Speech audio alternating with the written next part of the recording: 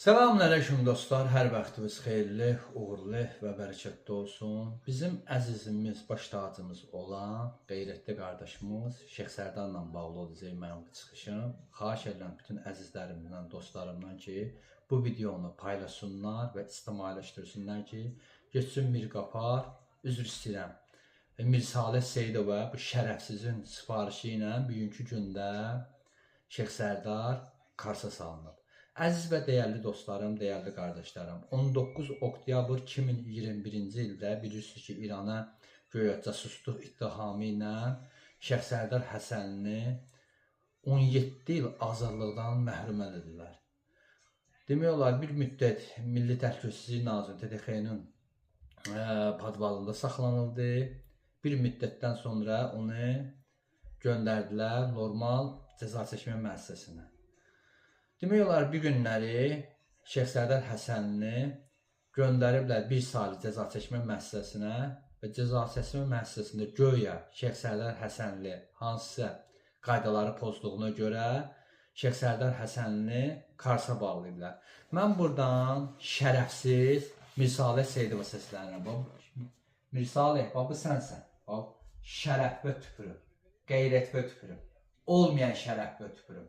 Bax, misal sənin işçilərin deyir ki, Şeyx Sərdar Həsənini Karsa saldıran Mir Salehdir. Bax, mən sənə buradan deyirəm, Mir Saleh, sən olmayan kişiliyyə tüpürüm, sənə olmayan qeyrətə tüpürüm.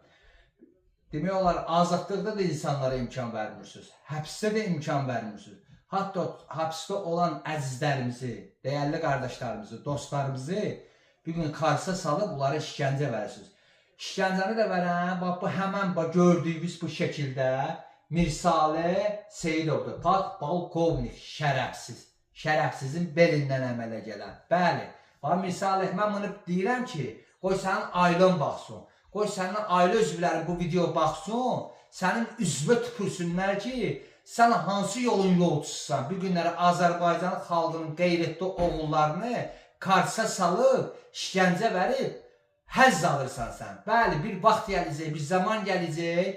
Mir Saleh Seyidov, sənin kimi şərəfsizləri Karsa salınıb, o ki işgəncələr vermişsən ki, bugünkü gündə bu qardaşlarımızın, əzizlərimizin, dostlarımızın o kamerələrdə, kasslarda o qan ləkələri var ha.